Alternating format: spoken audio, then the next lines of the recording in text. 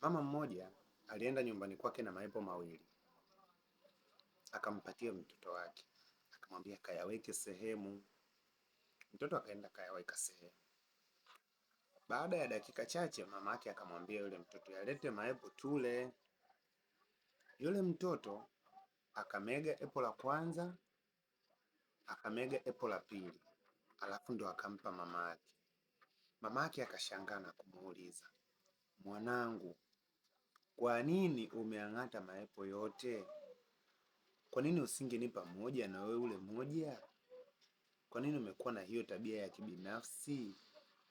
Yule mtoto alijisikia vibaya sana kwa sababu alichokiwaza yeye sio ambacho mama yake alikuwa amekiwaza. Mtoto akamjibu mama yake, akamwambia ya kwamba mama, nimeng'ata yote mawili, nilikuwa natamani nipate moja ambalo yenye ladha nzuri kuliko jingine ndio nikupatie wewe, alafu mimi nibaki na hili ambalo sio tamu sana. Kwa kumbe lengo la yule mtoto ilikuwa ni kutafuta kile kilicho kizuri ampatie mama yake, alafu yeye atumie kile ambacho sio kizuri zaidi. Yaani kwenye vitu viwili kuna kimoja ambacho kinakuwa kizuri zaidi kuliko kingine. Kwa hiyo alijaribu kufanya tathmini, epo lipi ambalo lina ladha tamu zaidi kuliko jingine, ndio akampatia mama yake. Mama yake kaja kugundua yule mtoto alikuwa na upendo wa tofauti na fikra zake zilikuwa nzuri sana kuhusu mama yake. Tunajifunza nini kwenye historia? Tunajifunza kwamba tunatakiwa sisi kuwajali watu wengine. Tunatakiwa kuonyesha upendo zaidi kwa watu wengine kuliko kujijali sana wewe mwenyewe. Kwa sababu gani nasema hivi? Origin ya binadamu ni Mungu mwenyewe. Mungu anasema na tumfanye mtu kwa mfano wetu. Maana yake sisi hapo unavyotuona tumetokana na mfano wa Mungu. Hata ukisoma kwenye maandiko kwenye uzao wa Yesu pale kwenye ile Luka au Mathayo, unakuta kuna uzao kuanzia wa Daudi nini, lakini mwisho kabisa unakuta wa Mungu. Kwa hiyo sisi origin yetu kabisa kutoka kwa Adamu kwa Mungu. Umeona?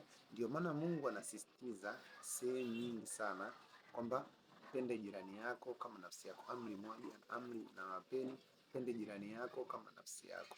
Sehemu nyingine wanatuhimiza sana, hata tunakuja kuona kwenye Biblia kuna story ya yule mama ambaye Elia alienda kwake akamwambia naomba unifanyie kwanza maji na mkate nile. Mama akaambia mimi sina, ninaunga kidogo tu nile na mwanangu tu. Akamwambia naomba unifanyie mimi kwanza. Baada ya kumfanyia kwanza Elia, ule unga Biblia inasema kwamba haukuisha wala mafuta hayakuisha kipindi ambacho Elia yuko pale. Kwa kilichofanyika pale ni kwamba kule kujali mtu mwingine ukamfanyia matokeo mazuri yule mama. Lakini pia tunakuja kuona hata kwenye Biblia katika kitabu cha Luka mtakatifu sura ya 6 mstari wa 38. Biblia inasema, wapeni watu vitu nanyi mtapewa, kipimo cha kujaa na kushindiliwa na kusukwasukwa hata kumwagika, ndicho watu watakachowapa vifuani mwenu. Kwa kuwa kipimo kile kile mpimacho ndicho mtakachopimiwa. Kwa hiyo tunajifunza kuna kupata zaidi baada ya kumjali mtu mwingine. Kwa hiyo tunajifunza kwamba ile roho ya kumjali mtu mwingine Mungu anaigeuza kuja kwetu maradufu. Uwe na tabia ya kumjali mtu mwingine. Lakini pia hata ukija kusoma kwenye kile kitabu cha Wafilipi 2 mstari wa pili na watatu. Wafilipi 2 mstari wa pili mstari wa tatu. Biblia inasema msitende neno lolote kwa kushindana wala kwa majivuno, bali kwa unyenyekevu.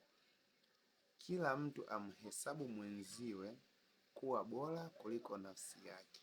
Mstari wa 4. Kila mtu asiangalie mambo yake mwenyewe, bali kila mtu aangalie mambo ya mwingine. Umeona? Kwa hiyo tunazidi kujifunza kwamba hii roho ya kujitoa kwa sababu ya mtu mwingine kunaonyesha matendo ya huruma ambayo Mungu anapendezwa nayo. Dini iliyo safi mbele za Mungu wetu na kuwatunza yatima na wajane na wale wasiojiweza. kuna siku ya mwisho utakuja kusema yale madogo uliokuwa unatenda kwa wadogo hawa ulinitendea mimi. Kwa hiyo tunaona kabisa roho ya kuonyesha huruma kwa binadamu mwenzio, kwa mtu mwingine, au kuonyesha upendo zaidi kwa mtu mwingine ni direct kabisa, ule upendo unauonyesha kwa Mungu, kwa sababu Biblia inasema pia kwa huwezi kusema unampenda Mungu usiyemuona alafu jirani yako unamchukia. Lakini pia ukisoma kule kwenye kitabu cha Wakorintho nafikiri sura ile ya 13, kitendo cha kumwonyesha upendo mtu mwingine, kumjali mtu mwingine kuliko wewe ni kumwonyesha Mungu kwamba unampenda, kwa sababu binadamu tumeumbwa na Mungu kwa mfano wa Mungu. Ile origin yetu sisi ni kutoka kwa Mungu. Kwa hiyo nazidi kukupa moyo na kukutia moyo mpendwa, chochote unachokifanya kwa sababu ya mtu mwingine hakiendi bure, ila kina manufaa kwako na kwa watoto wako, kina manufaa kwako kwa sababu leo unaweza ukamtendea mtu kitu ambacho kikarudi kwa mtoto wako au kwa ndugu yako. Leo tunaweza tukatoa mfano, tunaishi katika familia ambazo tumekutana nazo ukubwani, na wadogo zetu au ndugu zetu ambao tumeishi nao katika kipindi cha utoto hatupo nao tena, wapo katika familia nyingine. Kwa unajikuta kama una tabia nzuri ya kuwatendea watu wema, huenda Mungu na wewe akakufanyia wema kwa wadogo zako wanapoishi na watu wengine. Tujitahidi kuishi na watu vizuri, kuwapendekeza wengine mbele kuliko nafsi zetu, kuonyesha upendo.